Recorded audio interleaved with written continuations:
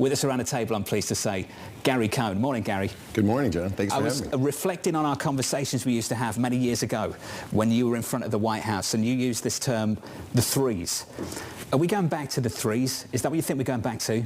It feels like we're going back to the threes. You know, in the threes, for those that don't remember me standing in front of the White House talking about the threes, I was talking about 3% GDP, 3% unemployment, and 3% wage growth. That was sort of the sweet spot that we were trying to achieve at the time. And we thought that was a really good, solid place for the United States economy to be. And that was sort of the goal. That was sort of the middle of the target that we were trying to hit, you know, month after month as we were talking on those Fridays after we released job data. What I've noticed from you is that we seem to have forgotten what normal is. Well, we totally forgot what normal is. You've been around for a long time. You've seen many cycles. What is normal? So this is a campaign I'm on in many respects that we have forgot what normal is. So to go back to what normal is, we have to go back to the post-2008 financial crisis. Because since 2008, you know, the Fed has been the overwhelming dominant feature of financial markets.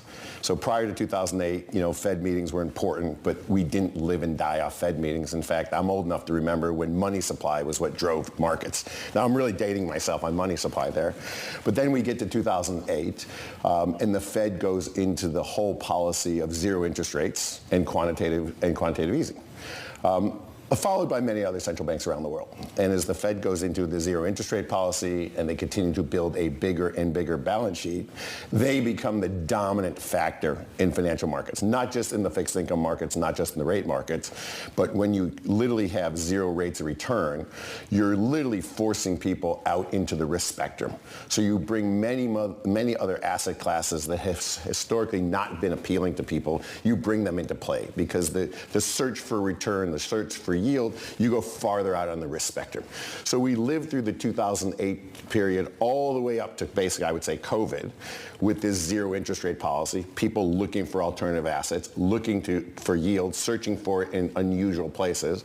We come into the COVID period, and sort of the Fed stays in their zero interest rate policy because they have no idea really what's happening. I'm not sure that that's a mistake. You know, when you don't know what's happening, don't make a change.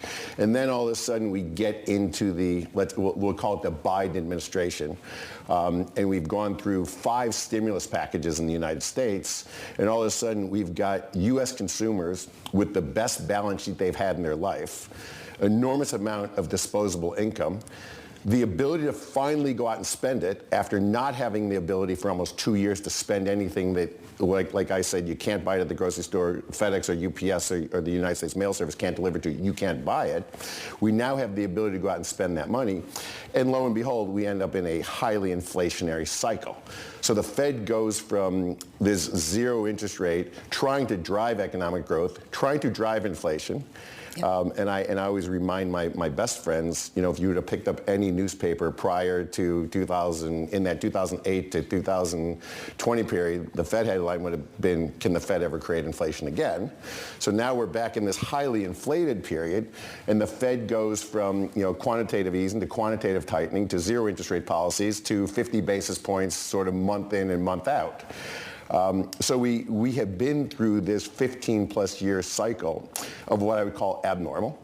On top of that, we end up with this inverted yield curve because everyone's convinced the Fed's raising rates, the Fed has to slow down the economy, we have to see job degradation, so we have to go into recession. I think the missing component there was how strong personal balance sheets were. So we don't go into recession. We still have an inverted yield curve, which I don't think is normal. So I think now, for the first time in this 15-year period, we're getting to a position where we're starting, and we're just at the very beginning of heading back towards normal and what normal would be. And so reminding people a little bit what normal looks like, it's going back to the 3-3-3. But historically, we have a positively shaped yield curve in the United States. We have a risk premium.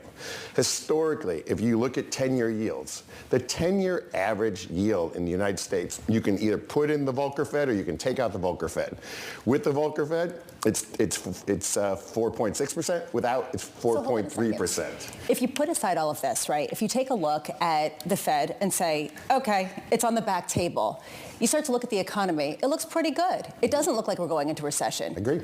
Why do people feel so bad? Here's why people feel bad. Like, the inflation number, the inflation data, is the most peculiar data we have in the United States. We count inflation either month over month or year over year. We don't zero baseline it anywhere. And so when we talk about inflation, we say, how much inflation do we have over last month? And if we had inflation month over month, it means what you paid last month is here, and what you're paying this month is higher. If we have inflation year over year, it's the same thing. So we've seen the compounding effect of a 3% inflation year, a 9% inflation year, a 3%, all that adds up to 20+%.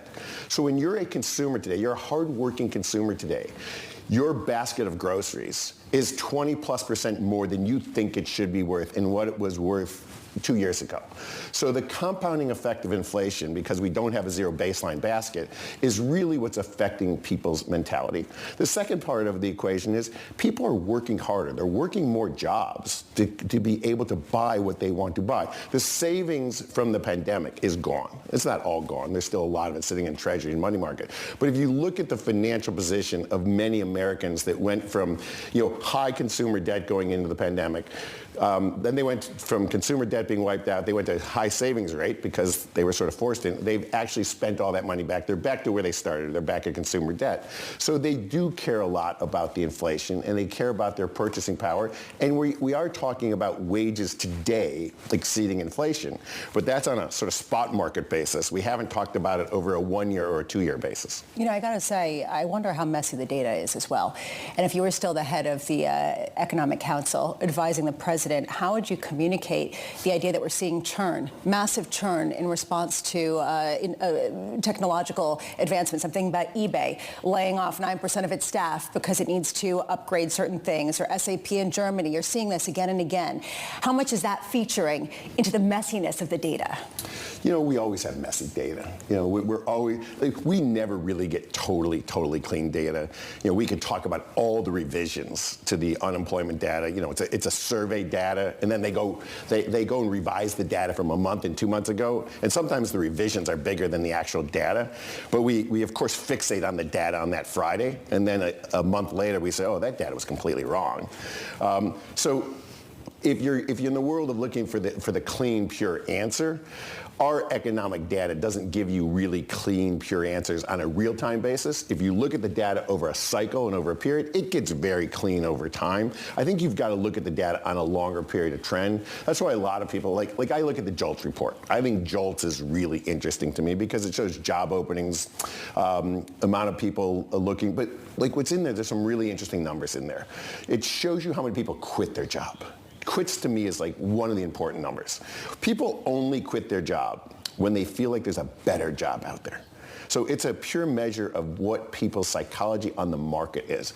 When the quit rate goes up, it means I believe I can get a better job, better paying, better quality of life, and I'm not worried about quitting. When the quit rate goes down, people are saying, okay, the job market's not very good. I should be happy with the job I have. I don't love it, but I should be happy with the job I have. So there's data out there. If you put it all together, I think you can create a pretty clean picture for yourself. Unlike this administration, Gary would actually communicate.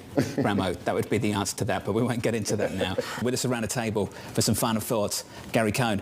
Gary, I know you don't want to talk about the horse race. We won't do that, but I do want to talk about policy. Sure. Tax cuts, tariffs. Let's start with tax cuts. Hardly been talked about. You and I caught up yesterday, and I have to say, I haven't talked about the tax cuts and all the money that's started to come back into the country for the best part of 6 years or something like that. How relevant are yesterday's tax cuts to today's economy? Well, they're the 2017 tax cuts, and I think they're really important. So this is back on the theme of normalization.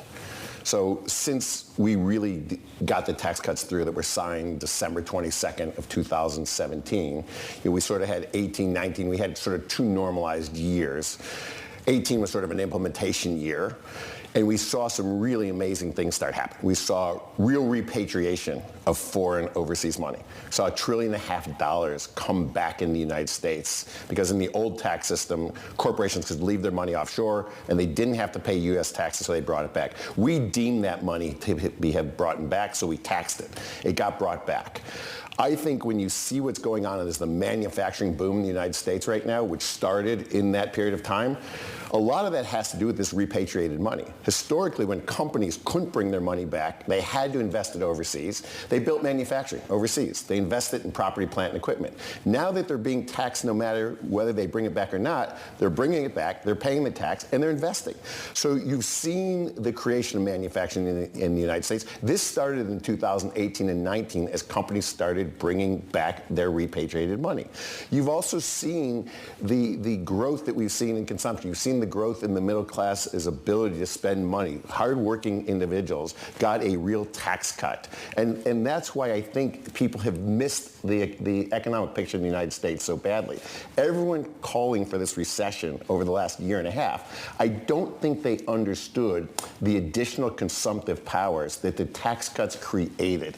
We put real additional disposable income into people's pockets.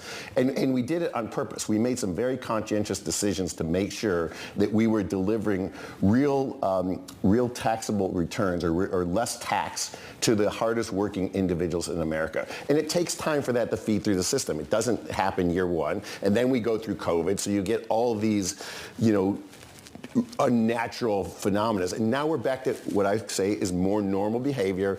People are understanding what their taxable income is. Some of the programs that we put in 2017 have expired. And I'm happy to say that we're seeing some bipartisan legislation to reinstate some of those programs. There's a bill going through the House right now to reinstate some of the child tax credits, along with accelerated depreciation and the write-off of R&D credits. We think both sides of that equation, they were in the original tax bill. We think they're both important. You're taking care of both sides of the equation. We have to take care of hardworking families with children, and we have to incentivize companies to continue to do R&D and continue to invest in the country. Gary, those individual tax cuts from 2017 are set to be expired.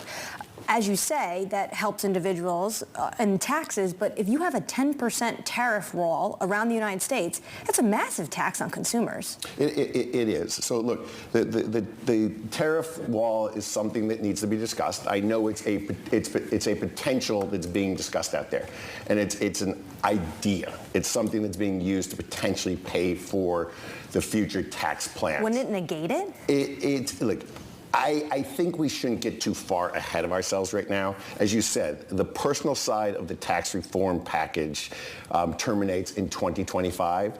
There will be enormous amount of discussion to what happens between now and 2025. It will be important to what the makeup of Congress looks like, to what you are able to do, what you're not willing to do. Are you going to be able to do this through reconciliation? Are you going to be able to do it through normal order? Are you going to be able to do it with a simple majority? To do that, that means Republicans would have to control the House, the Senate, and the White House. If you've got a split Congress, or maybe the Democrats control all three.